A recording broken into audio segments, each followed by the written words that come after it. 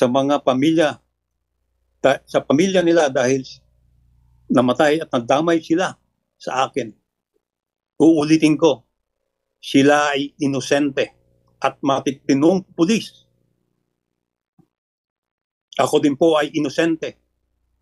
Ginawang punching bag at kulgay ni Duterte, Bongo, at Bato de la Rosa dahil sa bata nila, si Michael Yang.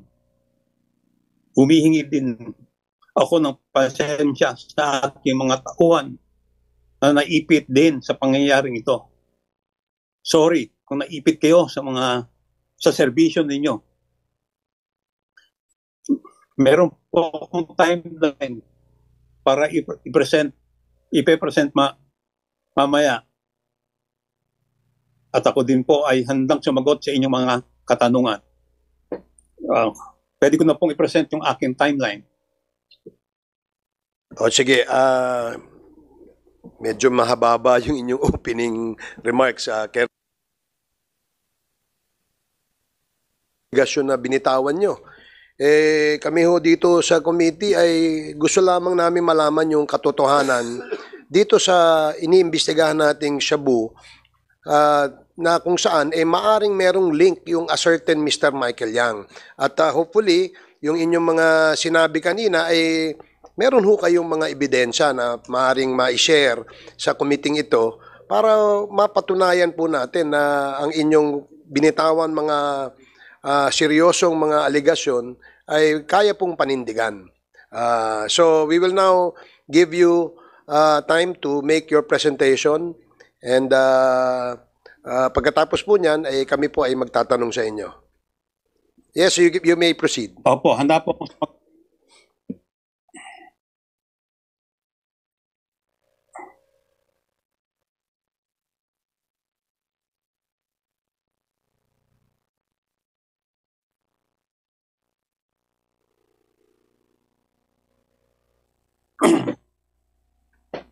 Magandang umaga po uli.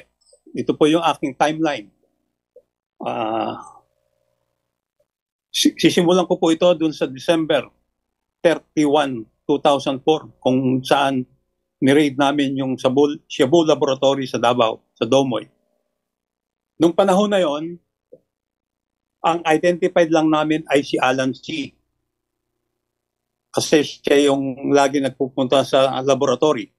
Si Johnson Chua, na identified na owner at financier, ay hindi namin nakikita na pumapasok sa laboratory. Pero yung bahay niya, alam namin kung saan, sa Davao City. Pero during that time, hindi namin siya kilala. Si Michael Yang naman ay hindi namin nakita during the surveillance sa Davao noong December 24. Nagsimula po kami mag-surveillance sa Domoy is ng late October. At nag-full-time kami ng full-time surveillance noong November hanggang December, hanggang sa dismantle namin siya. Si Michael Yang, talagang hindi siya nakita ron. Hindi namin siya nakita. Kasi ang participation ni Michael Yang during that time is siya ang sumalubong ng 2 container ng mga equipment at chemicals na galing ng Pulyok Port sa Cotabato City. Siyang tumanggap, siya nag-ayos, at siya nag-atid sa iba-ibang lugar. Hinatid niya sa Cagayan de Oro at doon sa Domoy. Yan ang participation ni Michael Yang sa Davao Laboratory noong 2004. Noong April 2016, una kong narinig o unang nireport sa akin ng aking asset, si Michael Yang. Ipinakita sa akin ng aking asset yung picture ni Michael Yang, ni Duterte at ni Bongo sa loob ng eroplano. Yung pong nakikita nyo, yan po yung picture na pinakita niya sa akin. Ang sabi niya sa akin dito is si Michael Yang is laging kasama si then presidential candidate Duterte at si Bongo. Nung tinanong ko kung sino si Michael Yang, ang sabi niya, si Michael Yang ay kasama sa Davao Laboratory. Nung makuha ko yan, April 2016, hindi ko masyadong inintindi kasi eleksyon. Pinabayaan ko lang yung information na yon. Pero, at kasama dun sa impormasyon na binigay niya, is si Michael Yang ay kasama niya si Alan Lim lagi, o alias Ayong. Silang dalawa ang patuloy na nagtatrabaho sa illegal na droga. At sinabi rin niya na si Alan Lim o si Lee Wen Tiong o Wen Li Chen ay involved sa na-dismantle na Shabu Laboratory sa Cavite noong 2003. So ang ginawa ko is kumuha ko ng ebidensya. Ang ebidensya, ang nakuha ko nung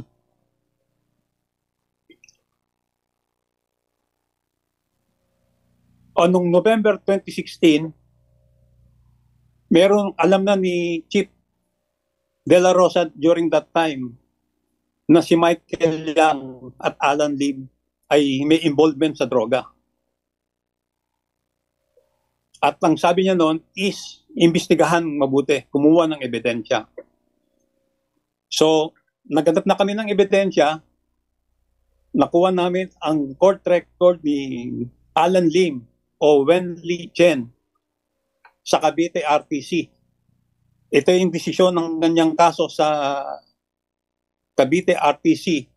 Na-dismiss ang kaso niya dahil by failure to observe Section 21 ng mga pulis.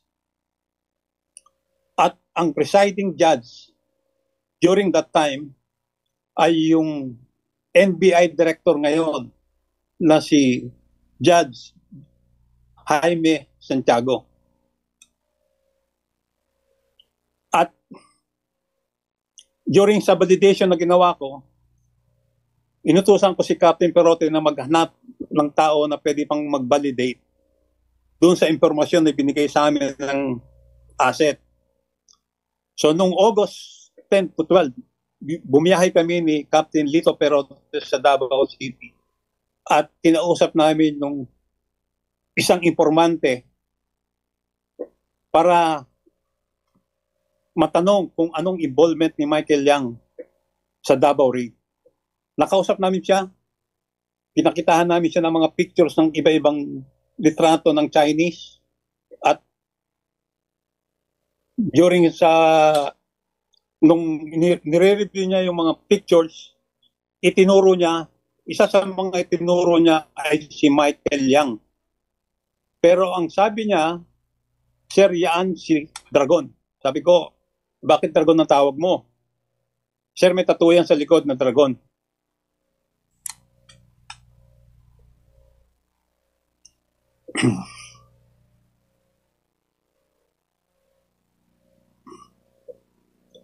Tapos, tinanong ko kung anong participation niya. Sabi niya, Sir, yan ang kumuha o tumanggap ng 2 container galing Pulyok ng mga equipment at chemicals para doon sa Domoy at yung iba dinala sa Cagayan de Oro.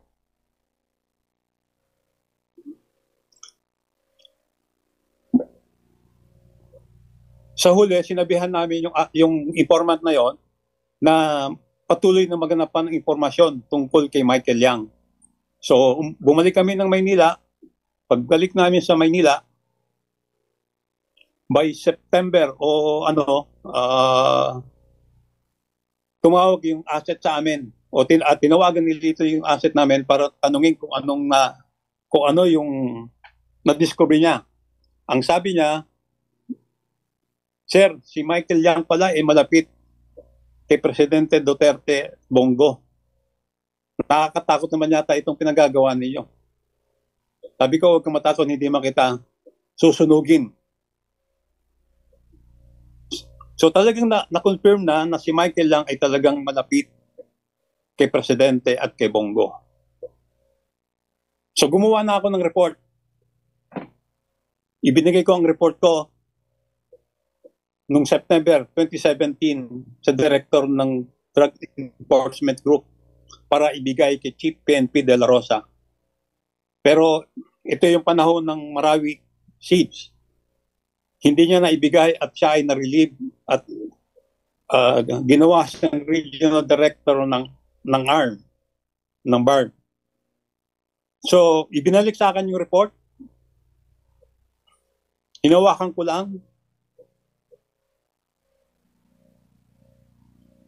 Then, nung December 2017, nalaman ko na si Alan Lim ay iniimbestigahan din ng anti-kidnapping group dahil sa involvement sa kidnap or ransom ng mga Chinese sa mga Pogo. Ang report noon kay Alan Lim is alias Ayong, kasi itong si Alan Lim ang dami niyang pangalan. Si alias Ayong ay siya ang nagpa-facilitate ng payment ng mga ransom. Parang umabot na sa 120 million yung na-facilitate niyang payment.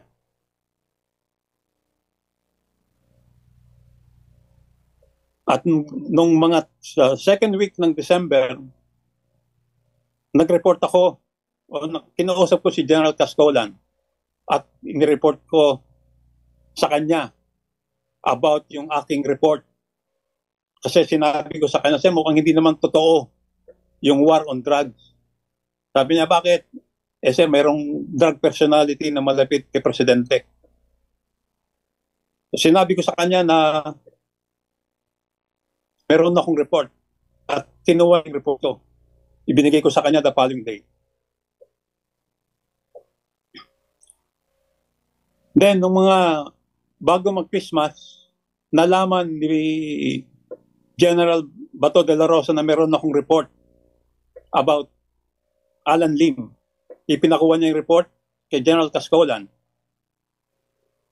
So, alam na ni General Bato de la Rosa bago mag-Pasko ng 2017 ang report ko.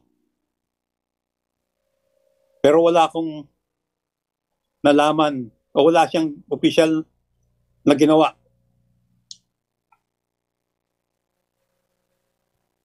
Pero nakarating sa akin, mayroong nag-report sa akin na kinonfront ni Chief PNP Bato de la Rosa si Alan Lim.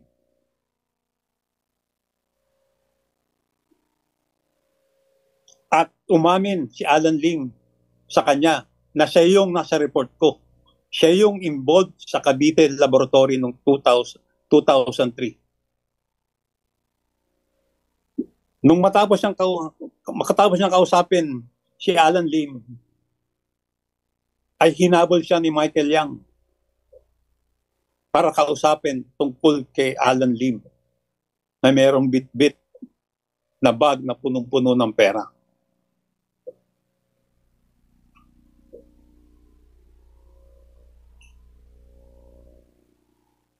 Bago mag-New Year, nagbigay din ako ng report, the same intelligence report kay Director Pajardo para ibigay kay Director General Aaron Aquino. Nung January, first week of January, ipinatawag ako ni DG Aquino para i-discuss ko sa kanya ang report. At in-explain ko sa kanya ang report. Kung paano ko nakuha, kung paano ko na-develop yung intelligence report, ano yung mga ebidensya, yung warrant, pati yung court record ni Alan Lim. At ikinuwento ko sa kanya yung ginawa ni Bato de la Rosa sa aking report. At ang sabi niya is, maniwala kang hindi niya tinanggap yun. Then, nung February 2018, command conference sa Cebu. Gabi, nung tinawagan ako, ni DG Aquino para informahan ako na naibigay niya na ang report ko kay Sap Bongo. At ang sabi niya is mag-prepare ako at kakausapin ako ni Bongo. Pero hindi ako kinausap ni Bongo. Walang nangyaring meeting.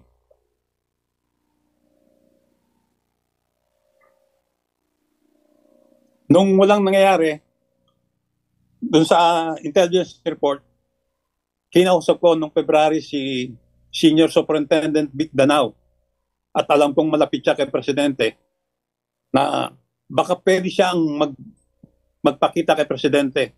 Kasi ang feeling ko hindi nakakarating kay Presidente yung report ko. So kinausap ko siya, nag-usap kami, binigay ko sa kanya yung report, sinabi ko sa kanya yung tattoo, yung dragon tattoo ni Michael Yang. At ang sabi niya is, oh sir, meron ng tattoo yan sa likod. Inamin niya na may tattoo si Michael Yang sa likod. Pero wala rin nangyari. Walang feedback sa akin si Vic Danao. Lumipas ang panahon, mabot ng naupo si General Albayalde. Noong May 2018, nakipag-meeting ako kay General Albayalde. Ibinigay ko ang report ko. Ang sabi pa niya, ako, meron ba akong picture dyan? Sabi ko, wala sir. Si Sir Bato lang ang meron. Pero wala rin nangyari, walang aksyon. Ako narinig. September 26, I was invited sa Senate Blue Ribbon hearing tungkol sa magnetic lifter. October 9, 2018, ito yung araw na ibinigay ko kay Senator Gordon yung report ko na hindi niya inaksyonan o tinago niya. Mas ginamit niya yung white paper na galing sa Malacanang na merong link diagram ang aking team. Noong March 2019, ito na yung lumabas na yung 10 million bounty para sa ulo ko.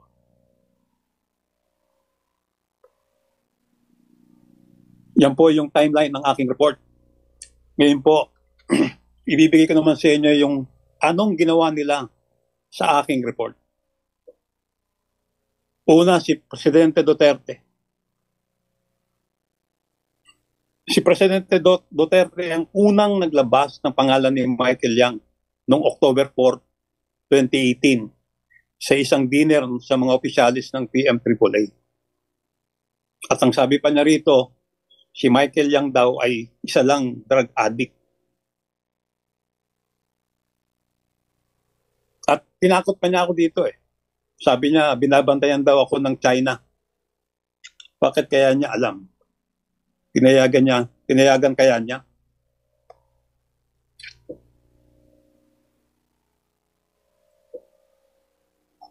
Then,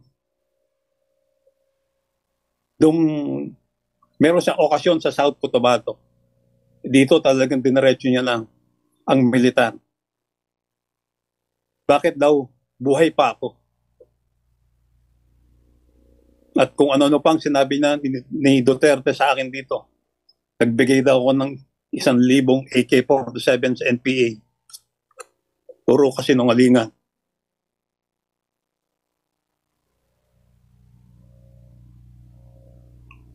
Alam ni Duterte ang report ko as early as January o December 2017 pero wala siyang response. Hindi niya inaksyonan.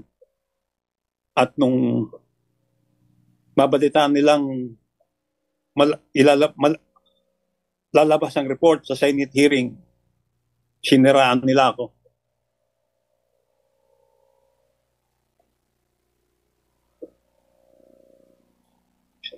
Si Chief PNP De La Rosa, nung makita yung report ko, Yun, kinonfront niya si Alan Lim personally. Inamin ni Alan Lim na siya yun. Kaya hinabol siya ni Michael Yang para kausapin. At sabi pa ni De La Rosa na nakausap niya ako noong 2016 about Michael Yang. Hindi kami nag-usap ni Chief De La Rosa about Michael Yang noong 2016. Ni minsan hindi kami nag-usap ni Chief De La Rosa tungkol kay Michael Yang. At wala din siyang ginawang aksyon dun sa report ko. Itinago din niya yon.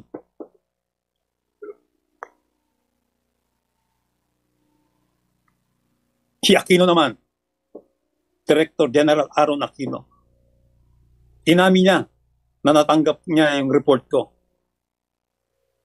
Inamin din niya na nag-usap kami. Pero ang sabi niya, nakalimutan niya kung kanino niya ibinigay sa Malacanang. Hindi niya maibigay yung pangalan ng opisyal na nakausap niya sa Malacanang. Nakalimutan niya raw. Napaka-importanting report. Makakalimutan mo kung kanino mo ibinigay. Director General ng PIDEA.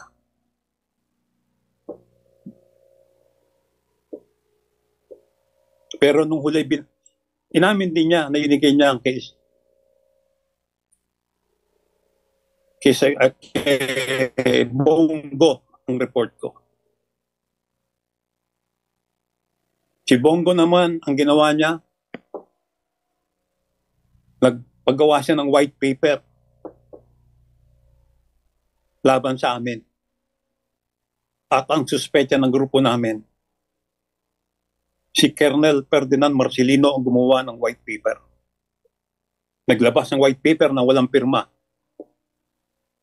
Pero yun ang pinaniwalaan ni Senator Gordon.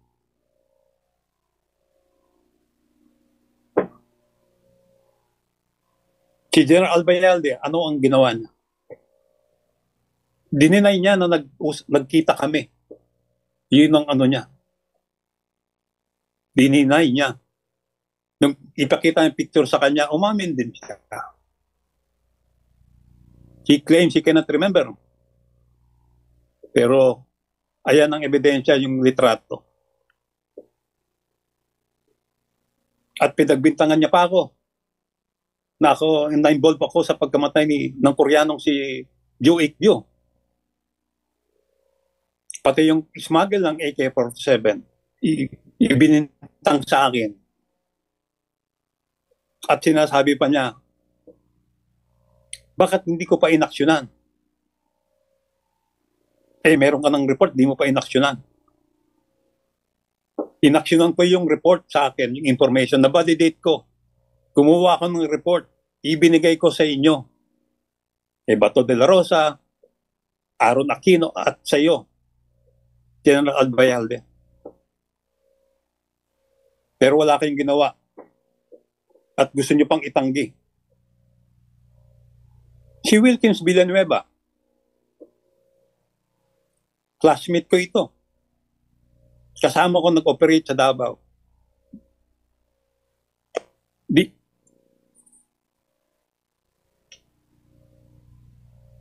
Hiniling niya si Michael Yang na hindi raw involved sa droga.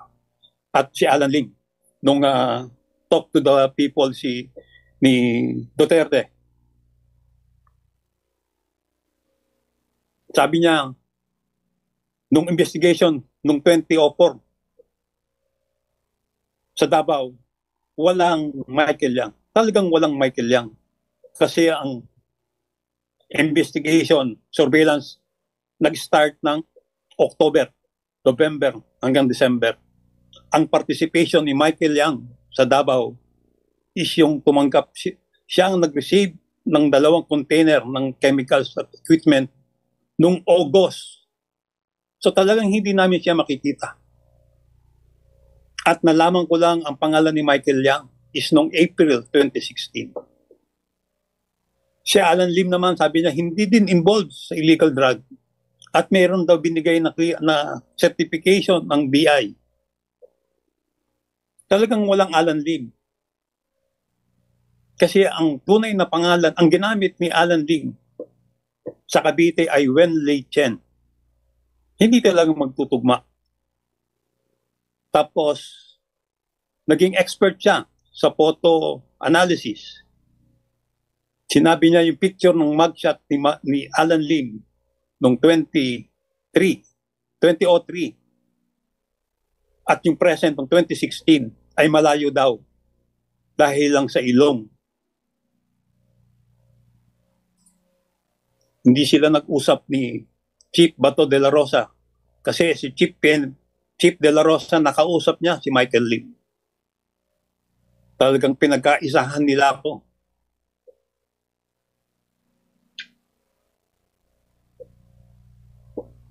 So, sino yung mga high value doon sa report ko?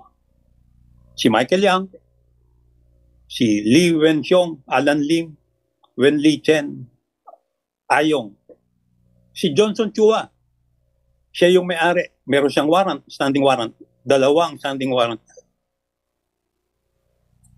Si Yan Yishu at Akaan Randy. Ito yung kasama ni Marcelino na nahuli sa loob ng laboratory sa Santa Cruz. Tinulungan nilang madismiss ang kaso nila. Tinulungan ng Administrasyong Duterte madismiss ang kaso ni Marcelino at saka ni Alias Randy. Ito yung mga taong high value target talaga.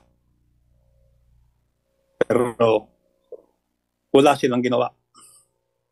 So ang aking analysis dito is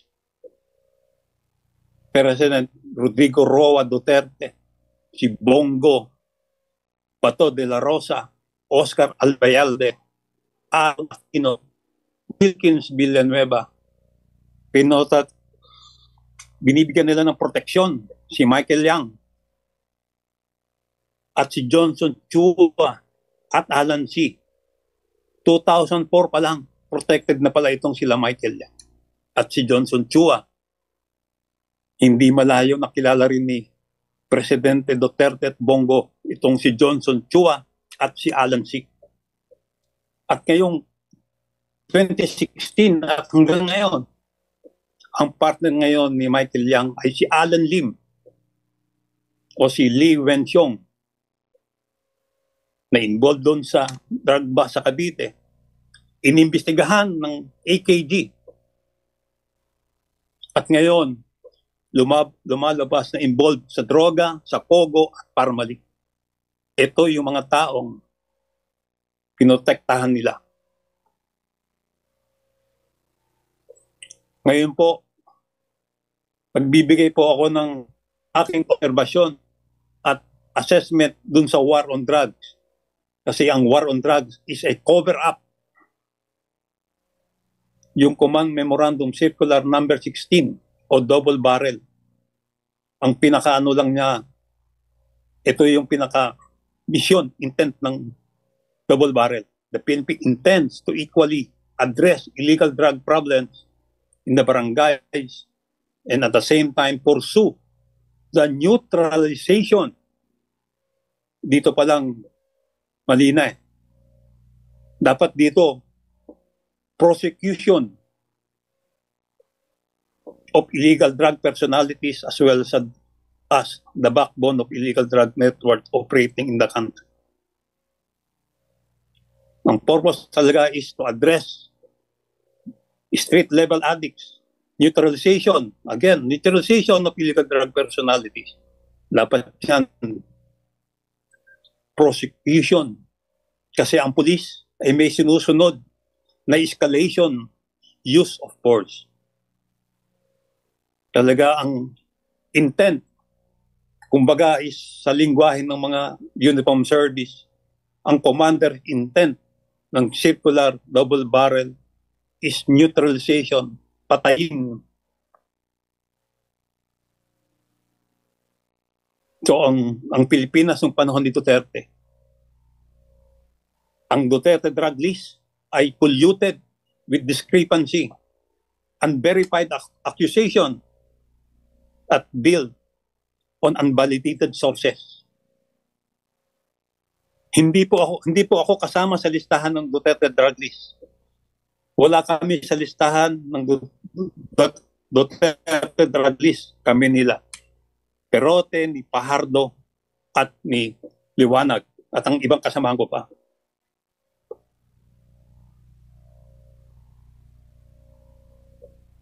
Puro EJK associated doon sa kunyaring linisin ang karsada.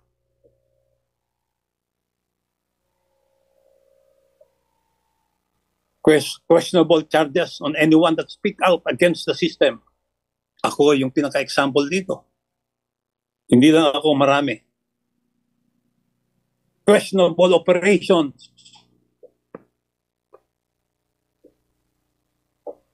Protecting the Bureau of Customs as the entry point to the large volume of illegal drugs.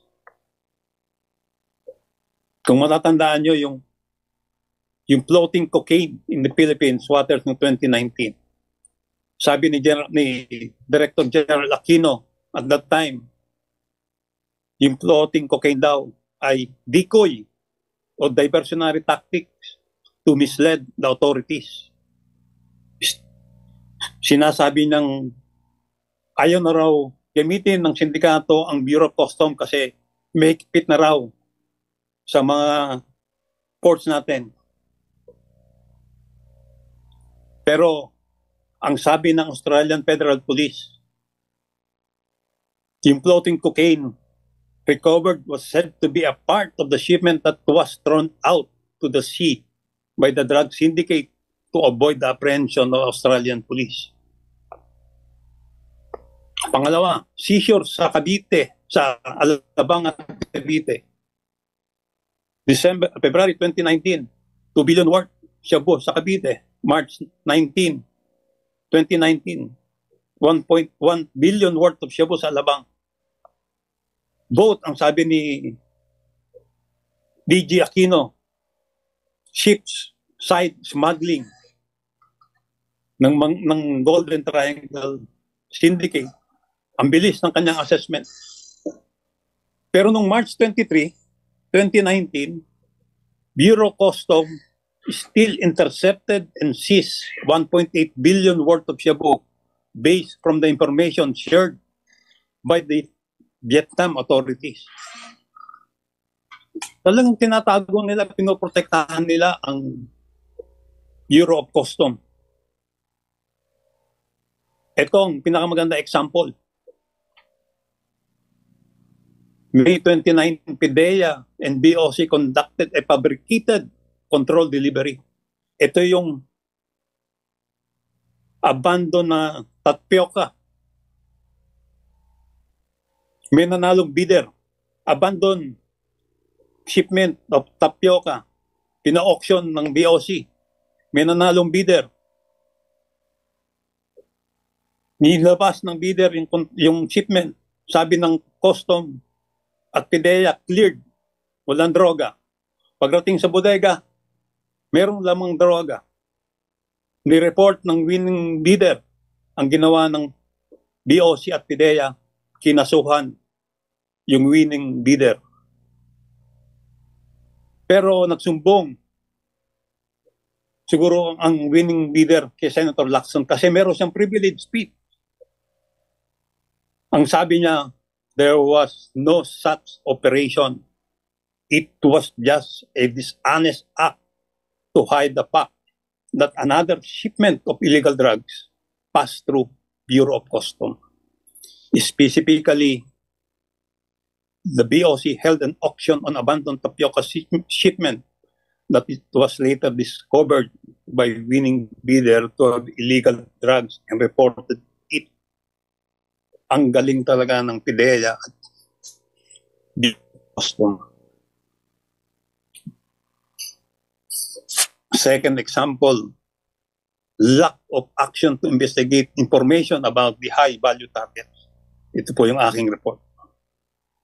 The target was to pursue neutralization of illegal drug personalities as well as the backbone of illegal drug network operating in the country. Sa totoo lang, may mga report about sa mga drug personalities. Validated siya. Supported pa ng foreign counterparts. Pero walang aksyon na ginawa. There had been no action to prosecute these personalities. Oplan Tokang, talagang failure ang Oplan Tokang. Ang namatay is yung mga maliliit na street pusher. Sasabihin nilang high value target.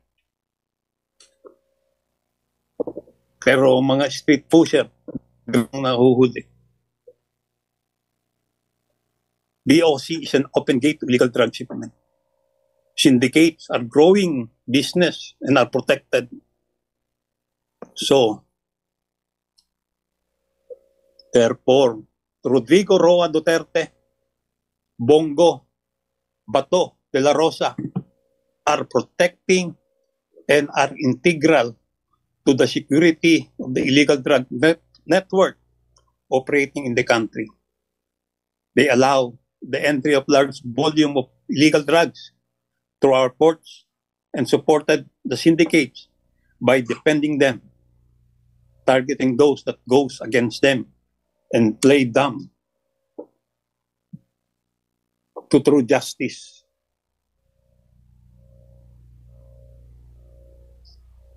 These are my facts based on my personal experiences, information gathered, and assessment as an experienced anti-narcotic operator for 2 decades.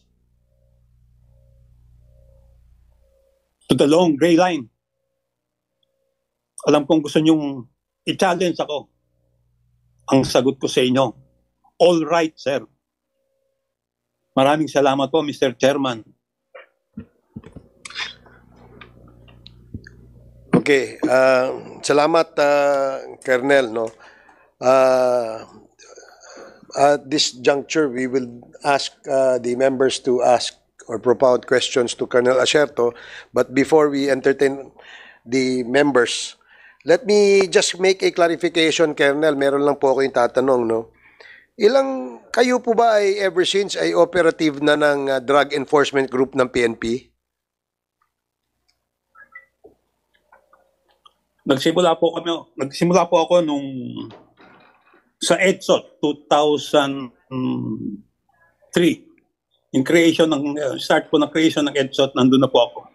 At naging executive officer ako ng EDSOT hanggang 2011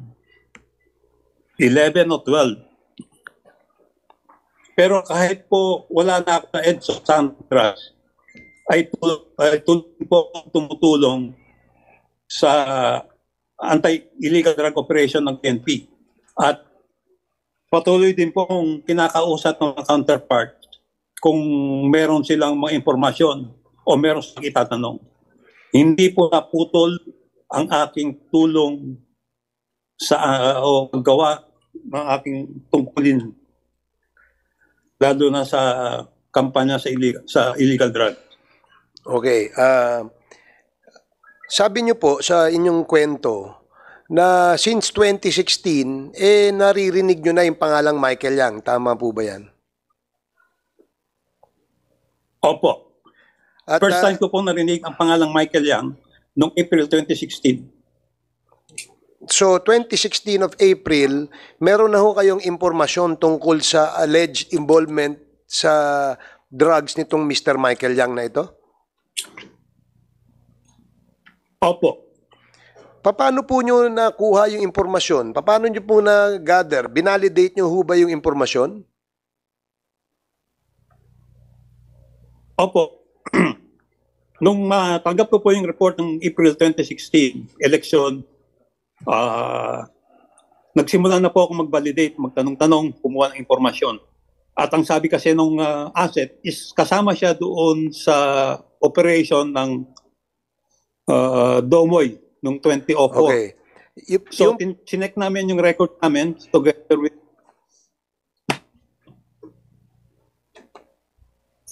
chinek namin yung record namin together with Captain Perote kung sino yung pwede namin makausap na merong involvement sa Domoy raid namin.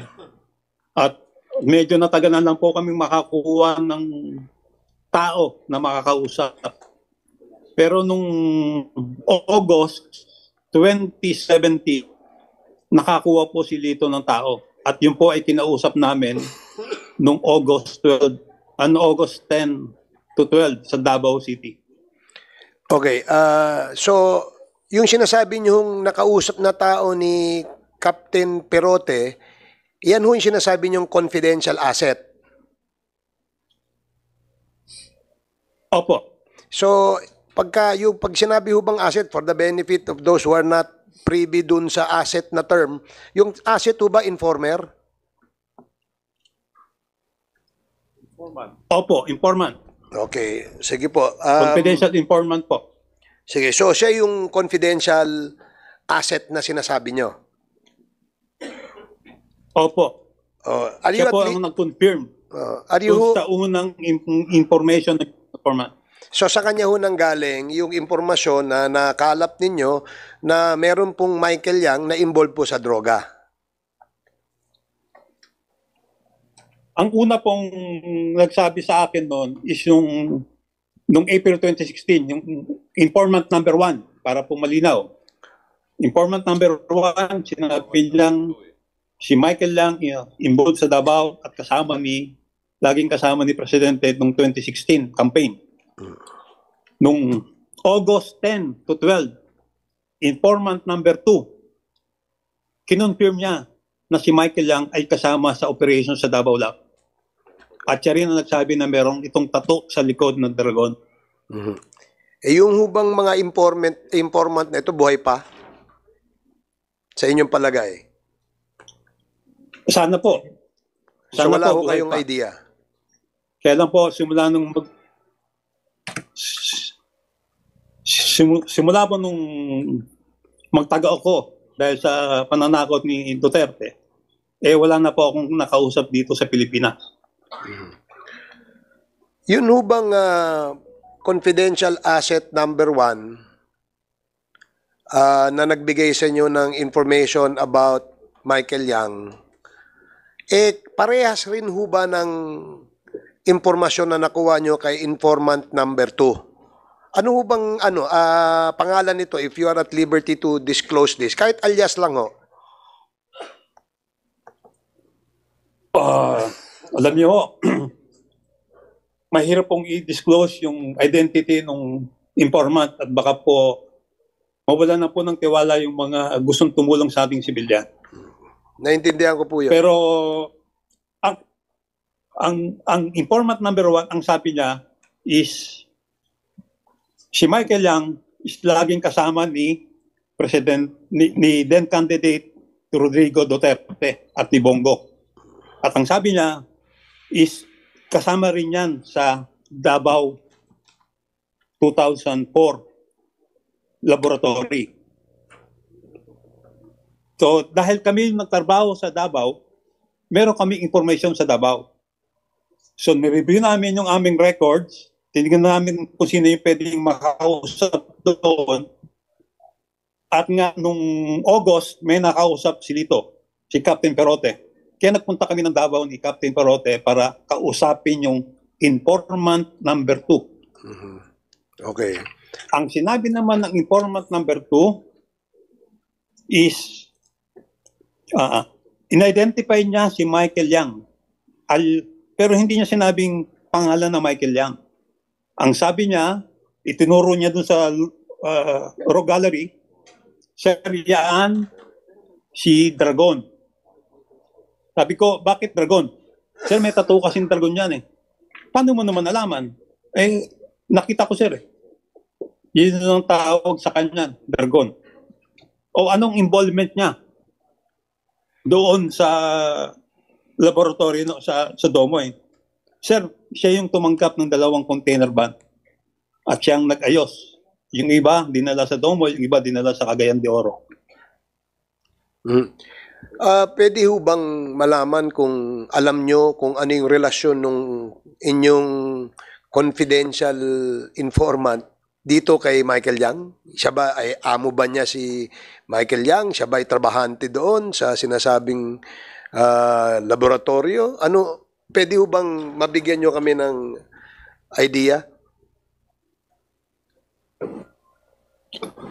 Pwede ko pong sabihin, pero sana po is sa sekreto po. At kasi kung ikwento ko po sa inyo kung ano yung relasyon, malalaman, baka mabuko po yung asset, kawawa naman. Sige, siguro mangangailangan tayo ng isang confidential executive meeting siguro soon, no? Hindi pa ngayon. Kami, kumukuha lang ho kami ng mga information para ho mabuo sa aming isipan yung aming iniimbestigahan dito. Gagaya ng nabanggit ko kanina na maaaring may kinalaman yung mga kumpanya na kung saan ang pangalan ng mga may-ari ay Mr. Michael Yang doon sa kumpanya na nagmamay-ari ng warehouse sa Mexico, Pampanga na meron pong shabu. So gusto lang naming malaman, no? Kagaya nung nabanggit nyo kasi kanina, sinabi nyo na si yung Michael Yang na yan, may tattoo sa likod at ang pangalan niya ay Dragon according to your asset. And it appears na dahil alam niya, nakikita niya siguro na Kubad, he must probably be an insider. Siguro, that's the way it operates, di ba? Alam naman po natin yun. So since you're not at liberty to disclose kung sino yung mga pangalan na yun, siguro na lang ho, ano ho yung relasyon naman nung nabanggit nyo kanina na Mr. Chua, ano yun? Yung Johnson Chua at saka yung Michael Johnson Yang. Chua po. Anong relasyon ng Michael Yang ho at saka yung Johnson Chua? Si Johnson Chua, siya po ang may-ari at nag-finance nung Domoy Shabu Laboratory. Paano nyo po nalaman na siya ang nag-finance? Meron ho ba kayong paper trail? Meron ho ba kayong ebidensya dyan? And, yun po ay resulta ng old-fashioned police intelligence work na assessment ng mga na ginawa namin. Okay. Yun din po ay galing din po sa mga informante. Yan pong si Johnson Chua, nung ni-raid namin yung Domoy nung December 31, 2004, meron siyang bahay sa Davao City, malapit sa eskwelahan ng Stella Maris. Itong bahay na to ay pinupunta to ni Alan C. Nakikita namin siya doon pero hindi namin alam ang pangalan niya. Ang gamit ng sasakyan is Pajero. Nung ni-raid namin nung 31, si Johnson Chua ay dali-daling tumakas. Kumbaga is after a few hours nang ni-raid namin yung Domoy, si Johnson Chua ay tumakas papuntang Maynila, Baylan. Gamit niya yung kanyang Pajero. Yan ang kwento, ang report sa amin ng asset. Okay. Kaya hindi namin nahuli si Johnson Chua. At tapos, na-identify namin si Johnson Chua dahil yung warehouse sa Cagayan de Oro, siya ang nakalistang lessor. Siya ang nagrenta ng warehouse kung saan nahuli yung mga chemicals. Ito ay ni-raid ng PIDEA Regional Office 10. Ang nag-raid noon ay ang regional director na si Rene Orbe. Okay. Pero ang nakadiscover nung bodega na yon ay kami rin po. Kaya lang hindi namin siya ni-raid kasi ang thinking namin is babalikan yon para kunin. So, ibinigay namin sa PIDEA 10 noon na bantayan kung sinong kukuha. Kaya lang po, ang nangyari is nainip ang PIDEA Region 10, ni-raid nila nang hindi namin alam. Okay. So, nung ni-raid, nag-file na ng kaso, pangalan ni Johnson Chua ang nagrenta. Kaya siya na-issuehan ng warrant sa Cagayan de Oro. Okay. Meron ho ba kayong idea ano nangyari doon sa yung sinasabi nyong na facilitate nung Mr. Michael Yang na shipment. 'Di ba? Ang sabi nyo kanina pag sa pagkakatanda ko, yung shipment na yon, isa dineliver sa Cagayan de Oro, yung isang container, at isang container ay dineliver naman po sa Davao. Tama po ba yung pagkakatanda ko? Yung dalawang container po is na-discarga lahat sa Davao City. Sa isang bodega ron nila, bodega ni Alan C. Okay. Tapos, at unti-unti po nilang inililipat sa iba-ibang mga laboratory sa Domoy at sa Cagayan de Oro. Okay. Sige po. Salamat po, Colonel. The members Salamat po. is now Sige, alas, Congressman Dan Fernandez. Mr. Asierto, pwede po bang malaman yung, kanina nadinig ko po, 2 dekada na kayo sa, ano, no? Sa serbisyo. 2 dekada na po kayo. Illegal drugs. So, noong 2004, involved na ho kayo doon sa Dumoy, no? 2 dekada, so 20 Opo. years. Opo. Have you undergone any lifestyle check na po that was conducted by the Senate before? Meron na po ba kayong ganong na-conduct sa inyong lifestyle check? Alam niyo po, nung kinasuhan po ako doon sa Senate, Opo. na-pros na po yung aming asset. Oo. Ano po, na-freeze po yung asset? Kaya lang po ngayon is na-freeze na po yung asset ko noon. Pero wala po kasi silang na-file na kaso. Nalip na po yung freeze order. Okay, so magkano naman po, kung pwede po malaman kung malaki ba yung na-freeze na asset or maliit lamang po? Ay, hindi ko po alam. Dahil, Yung asset po ninyo, yung wala na. mga magkano po yung Ay, naging asset? hindi ko po masagot kasi wala po akong records. Nung asset po ninyo? Oo. During the time that you have conducted a hearing with the Senate, nag-undergo po kayo at na-freeze po yung assets po ninyo during that time. So, basically, sinasabi niyo po ngayon, hindi niyo po alam kung magkano yung asset ninyo? That was freezed? I hope you don't mind, Mr. Asierto, what we're trying to point out here is also to test your integrity as a resource speaker, because yung pong inyong discussion dito about your presentation is so long that we understand yung pong inyong pong mga sinabi. Basically, yung iba napanood ko na rin po sa Senate hearing, and yung iba may mga bago po ako na dinig ngayon, but we wanted to compare your lifestyle with those that you are accusing of. Basically, kung sasabihin natin sila Michael Yang, we all know that they are affluent, di ba? Affluent po ngayon, at kita po natin yung iba po nilang mga kasamahan. Basically, ako, I do believe that ganun din po sila. And we wanted to compare lamang po yung buhay ninyo sa ngayon, sa buhay nila. Ako po, yun po yung nais kong malaman sa pagkakataon ito. That's the reason why I'm asking this. I hope you don't mind that I think it's imperative on this representation to find out how much asset was freezed during that time that you have a hearing in the Senate. May we possibly know how much the assets we're talking about? Uulitin ko po. Ako po ay simple lang po kami. At simula nung magtago ako, 6 na taon na po. Mag-6 na taon na.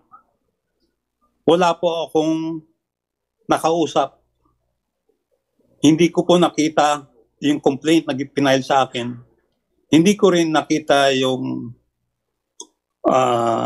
freeze order, maski yung lifting ng order. Lagi pong balita lang ang natatanggap ko. Sige, yun na. Kaya gusto ko man mong sagutin yun. Yes. Hindi ko po masagot ng tama. Okay. Mahirap naman po manghula. Tama po. At ayoko pong magsinungaling sa inyo. Okay, I understand po, Mr. Asierto. Sa inyo na lang pong pagkakaalam, sa sarili nyo po, siyempre tayo naman po, may kanya-kanya po tayong property. Ilan po ba ang property niyo? Ilan po bahay ninyo? Ilan po yung inyong pong, kung meron pa po kayong negosyo ng inyong pamilya? Gano'n, meron po ba? Dito sa Pilipinas or abroad?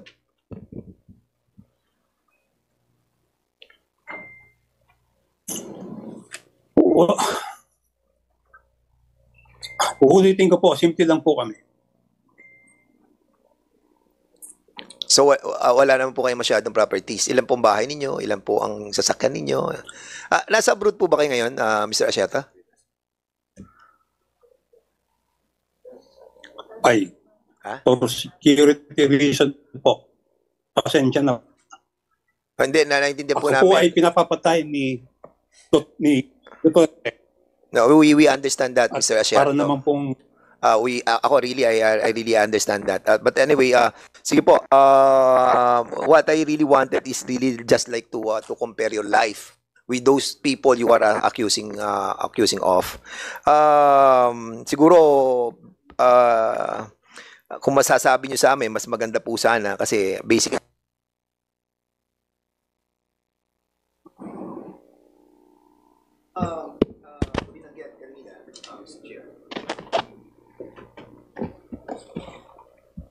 kasi marami po kayong naakasuhan dito, Ms. Asyerto, mula kay Duterte, kay Senator Bato, kay Senator Bongo, kila Albayalde, Aaron, Wilkins Villanueva, at sa sinabi niyo po kanina sa opening statement po ninyo, ito po yung mga taong lumoko sa atin at basically nung in-expose po ninyo ito ay binalikan kayo at kayo naman ang naging protector, naging kidnapper. So basically, kung titignan po natin, nagbatuhan lamang po yung akusasyon na sinimulan ninyo at binalikan din po kayo. At the reason why kayo ngayon ay nagtatago dahil nga po during that time ay warrant of arrest was issued sa inyo po. At dito po sa sinasabi po natin na nagkaroon po kayo ng raid sa Dumoy, meron po bang mga namatay na tao doon during that time na conduct ng raid na to? meron po, 6. At sila po ay mga empleyado po doon? Opo. Chinese po yan. Opo. And dito po, binabanggit po niyo yung owner kanina, si Johnson Chua, correct?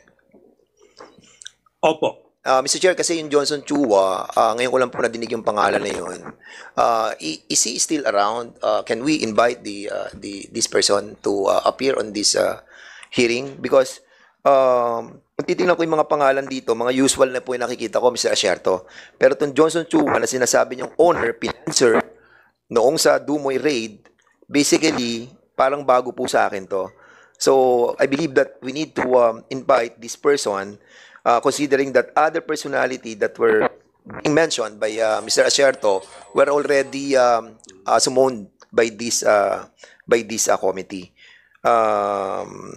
I so move, Mr. Chair, yung invitation. Okay, Congressman Fernandez, as alleged by Colonel Asyerto, itong si Mr. Chua ay isang drug lord.